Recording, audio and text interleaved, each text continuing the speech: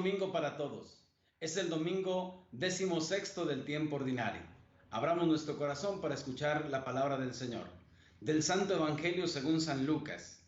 Entró Jesús en un poblado y una mujer llamada Marta lo recibió en su casa. Ella tenía una hermana llamada María, la cual se sentó a los pies de Jesús y se puso a escuchar su palabra. Marta, entre tanto, se afanaba en diversos quehaceres hasta que, acercándose a Jesús, le dijo: Señor, ¿no te has dado cuenta de que mi hermana me ha dejado sola con todo el quehacer? Dile que me ayude. El Señor le respondió: Marta, Marta, muchas cosas te preocupan y te inquietan, siendo así que una sola es necesaria. María escogió la mejor parte y nadie se la quitará. Palabra del Señor. Gloria a ti, Señor Jesús.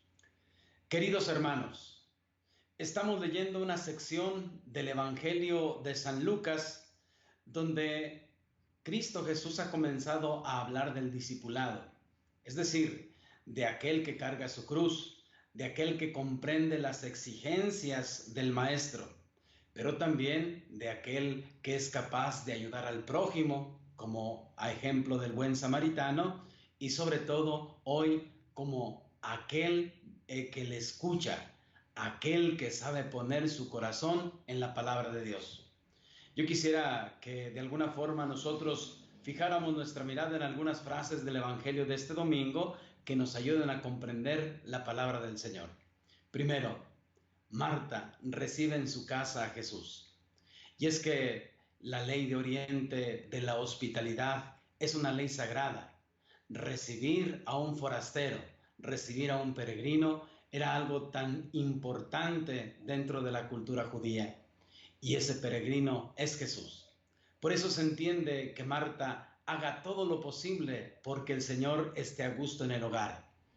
Que se entiende que ella esté afanada para que su huésped tan distinguido se sienta también cómodo en su casa.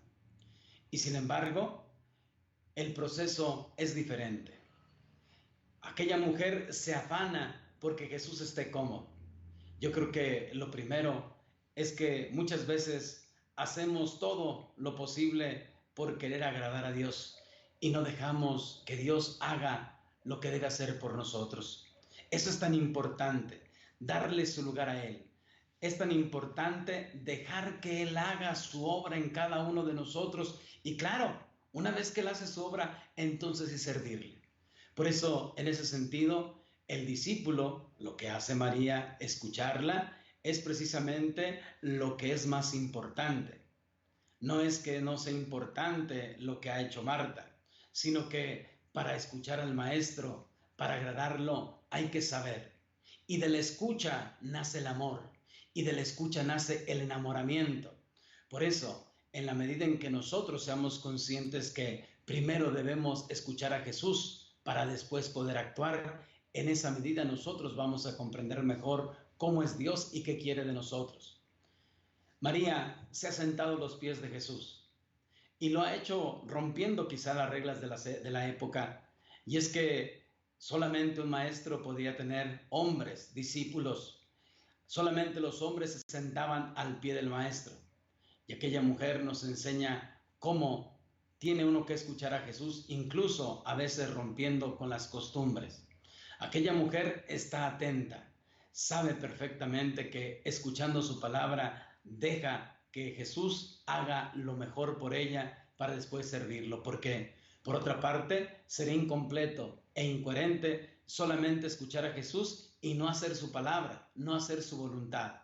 Sería incoherente solamente oír lo que Él quiere y no actuar. Por eso, en ese sentido, es tan complementario.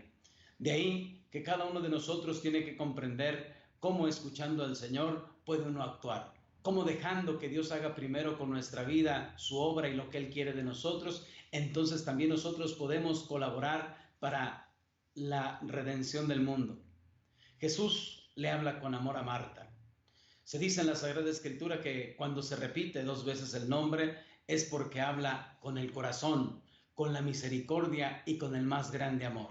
Y creo yo que Jesús así nos habla a nosotros, porque también nosotros en el camino de la vida tantas cosas nos preocupan y porque efectivamente a veces tenemos muchas necesidades y otras ocasiones nos creamos necesidades. Pero así como tantas cosas nos preocupan, debemos saber cuál es lo fundamental y qué es lo más importante.